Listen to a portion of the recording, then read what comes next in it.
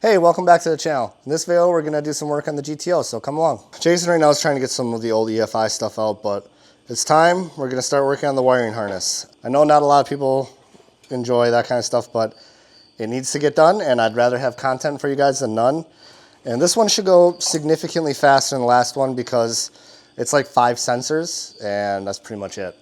We got a coolant temp sensor, map sensor, throttle position sensor, intake air temp sensor, fuel injectors, coil, done. And then fire it up and hopefully it runs good, I guess. So first things first, I wanna kind of pull some of the wires out that I know we're gonna need and kind of set the other ones off to the side. And then we're gonna work on figuring out where inside the car the haltech's gonna go, ideally the glove box, and then we'll just run the wiring through there. But until then, let's see what we got going on. Switch 12 volts DC, O2 input, battery ground, ignition. I think we'll only need one of these. I'll have to verify.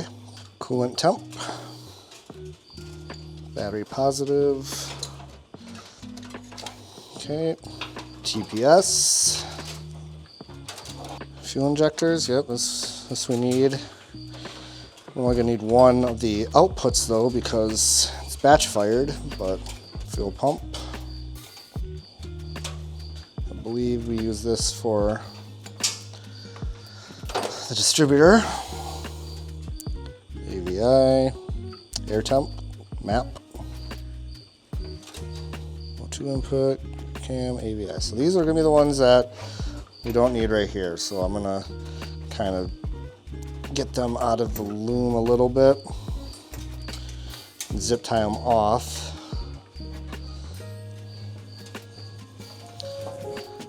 So that way we can kind of keep it a little bit organized here at least. All right, now, so like I said, I'm gonna grab some zip ties and we'll get a couple things situated here.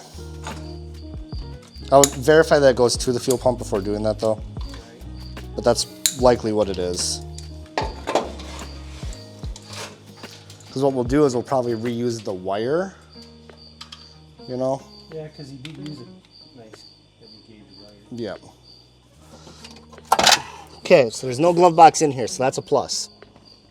So I mean, what I'll probably do is I'll probably make a little plate that bolts on there and it all just sits right in here. Yeah, just keep slowly going because we got some like zip ties that are gonna get caught on stuff. All right, now that it's all through, we can undo our work that we just did. So we can start running some wires here. We're gonna look for a couple connectors and diagrams and stuff for this stuff here real quick, and then I'll catch back up with you guys.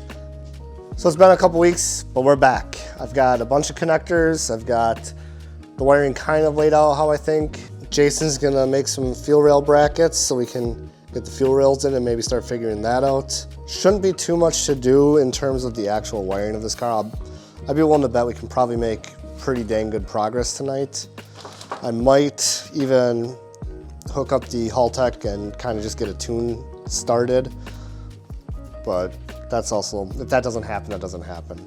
First thing I think I'm gonna do, coolant temp sensor, intake air temp sensor, throttle position sensor, map sensor. I think that's gonna be my route of things to tackle first. I'm gonna pause this real quick so I can write down the pinouts on those, and then we can start going on it. Tell you what, it'd sure be nice if this hood was off. Yeah, let's take it off. No. I don't wanna do like bodyline fitment stuff. Whatever, dude. It's probably not dead all square anyways. No, but probably squarer than I could make it again. I don't really want to have to deal with that if I don't have to. I think you know a guy that could probably help you if you really got into trouble with Yeah, that. I definitely do, but at the same point. Right. I feel like I just did all this. No way. Really? Did you? What? No way. Yeah. I mean, honestly, getting the injectors in isn't the end of the world right now. Just gotta get the brackets made, so.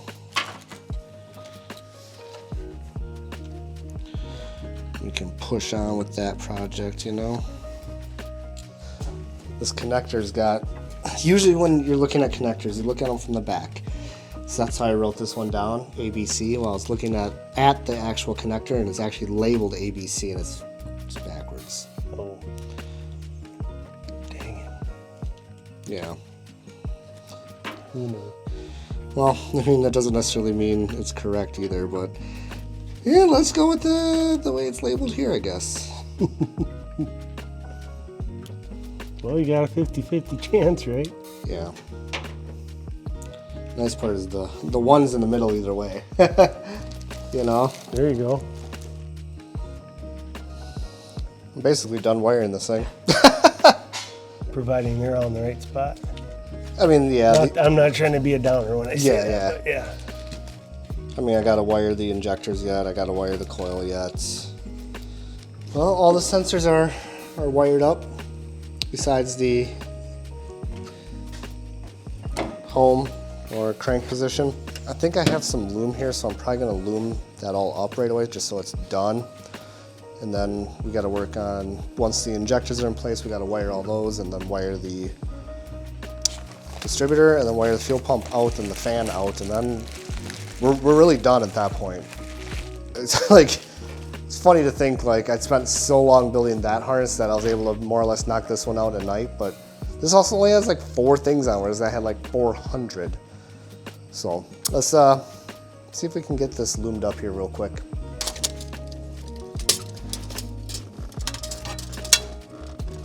Say what you will about little Japanese cars, but you don't need to be 6'5" to reach over the engine bay. True. Let's see. I gotta take some screws out. I might have a simpler idea, Jeff. Okay. I'm all for simple. Mm-hmm. So we shouldn't need very much. There we go. Nice and loomed up. Mind you, we still gotta loom the stuff over there and everything. But I mean, that looks looks pretty cool. Still looks like a mess. I know we got a lot to figure out yet, but we're making good progress. Yeah, I don't know. Let's go see what Jason's doing first. I don't know if you really want to know what's going on here. We're just gonna,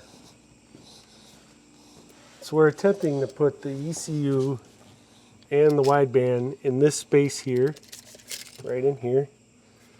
I'm trying to make it figure out, because I've got 9 inches between this hole and this hole, which are the original mounting holes for our glove box door, which I think I can incorporate that to bolt it down here for extra strength, as well as try and bend a 90 on the sides to bolt it in. Now, I'm no expert tin worker, so this is going to be a little interesting.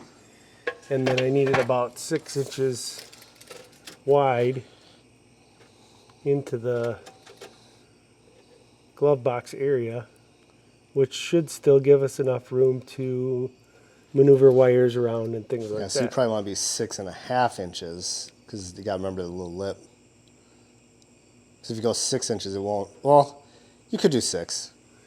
I measured the ECU. The width on that is 5.5, mounting it, or 5 inches. Okay. Exact. So if I go 6, I think if I go, excuse me, 6.5.